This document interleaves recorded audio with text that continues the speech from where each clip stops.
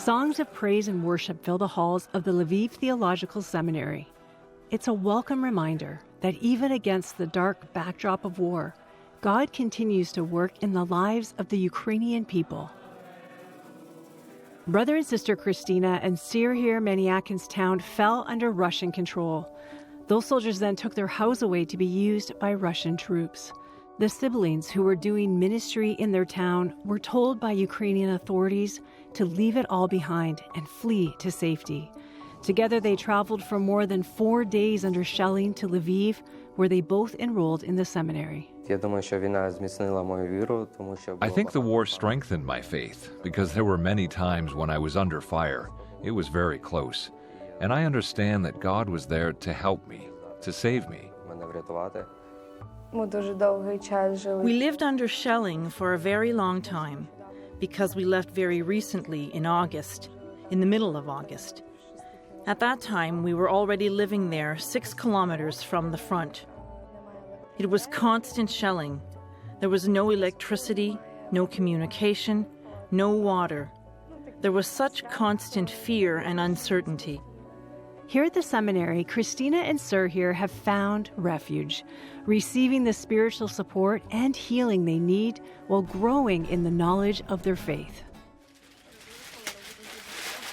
Today, the students are doing community outreach, something that takes place here often in the midst of their own suffering and pain. The students find strength in helping others. Crossroads Cares helps to fund food, clothing, and aid distribution to refugees who find themselves displaced due to the ongoing war. This has become a vital lifeline to so many families struggling to make ends meet and cannot be done without your continued support. Our house has been hit 3 times already because it's located near a military unit. Just yesterday, it got hit again. The windows are shattered. This is very important help because the aid from the state is not enough. It's not even enough to pay for rent, let alone feed the family. My name is Arkip. I'm 11 years old. I moved from Kharkiv. We first stayed in a bomb shelter, and we left due to shelling. Before we left, our place got shelled, and we drove 1 more kilometer so that they wouldn't notice us. It was very difficult. We were traveling to nowhere. We didn't know where we were going because they were shooting and bombing us along the way. We traveled, then we ended up in a shelter. It was in the center of Lviv. Later, when it closed, we went to another shelter and ended up in this modular building. My dad is at war. I'm here with my sister, and I'm living here for now. Well, yes, it would be hard for us without help, because over there is almost no help for us.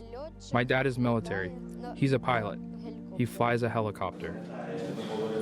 The most important thing we want to say when I help, when I serve, when I help refugees, we want to say that they are not alone, that they will not be abandoned, that there are dozens of people who are ready to help them, who are ready with what they can do, to help, to bring something, to do something. And in fact, there are dozens of such people. And when I do it or organize it, it is such a joy for me that there are dozens of people who want to help. I'm sure that they will do it until the end of the war and after the war ends, as long as there are people who need help. Lviv Theological Seminary President Volodya Salajak says refugees are often left dealing with crippling emotional and financial problems. We hear bad information about people who are killed, who are destroyed, who lost their houses, who lost lives, who lost health, and we ask you to pray for peace. Still, we have hope. We are very happy that we have friends who do not forget about us, and one of our big friends is the Crossroads organization. During all the time, they help us, they support, they try to do what they can to do. All the time they send us help for refugees, for our running programs, for our programs and ministry in orphanages. It is in times of great turmoil that the people of God rise and become the hands and feet of Jesus. And that is happening in Ukraine.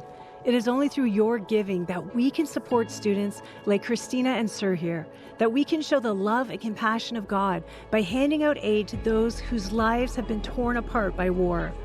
We are committed to standing alongside Ukraine and letting them know they are not forgotten. Your prayer and support can make a life-changing impact. We can't do this work without you, so please go to our website at crossroads.ca/Ukraine or call 1-800-265-3100. Thank you, Canada. Thank you, Canada. Дякую, Канада. Дякую, Канада. Дякую, Канада. Thank you, Canada. Thank you, Canada. Thank you, Crossroads.